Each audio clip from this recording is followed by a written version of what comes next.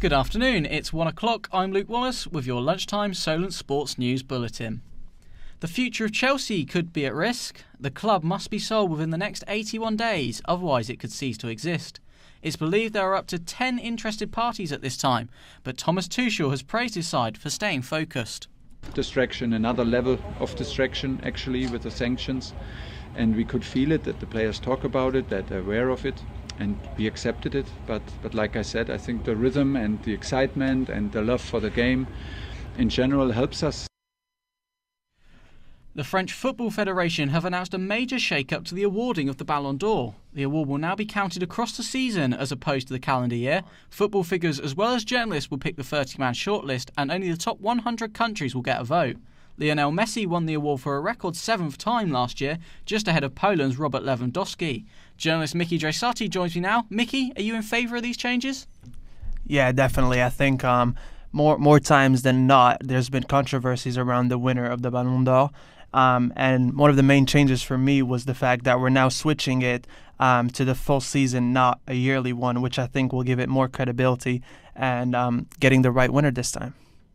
Cool. Mickey, thank you very much. In football, Southampton are now 10 points from a possible European spot in the Premier League after losing 2-1 to Newcastle. Stuart Armstrong fired them ahead before Chris Wood levelled and Bruno Guimaraes scored a stunning goal to take all 3 points. The result is only Saints' second home league defeat of the season. Here's manager Ralph Hasenhüttl. Not necessary that we lose this game today, I must say, because we had enough opportunities to score today. We had good chances. It was tough against a deep defending opponent, and when you then concede 2 easy goals, then it's always tough. But I think in the end, we haven't been clinical enough today. At the Winter Olympics, Team GB have claimed their first ever snowboard medal. Ollie Hill collected the bronze in the banked slalom event in Beijing after coming third in his 2 runs in the lower limb category. His teammate Owen Pick finished 4th and missed out on a medal by less than 0.2 of a second.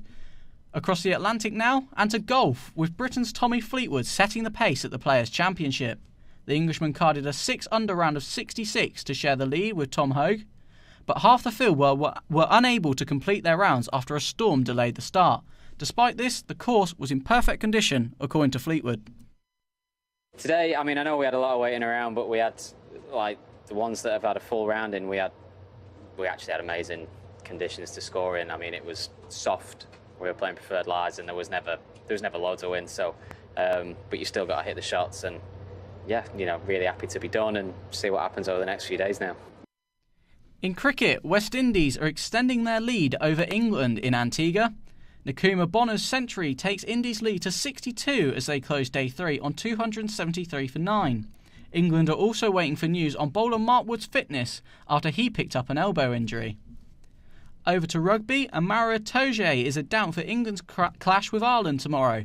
Itoje missed training today, but Eddie Jones' side are cautiously optimistic he'll be fit for the game. Elsewhere, the Six Nations action returns tonight as Wales take on France, who Wayne Pivac has described as the informed team in the world.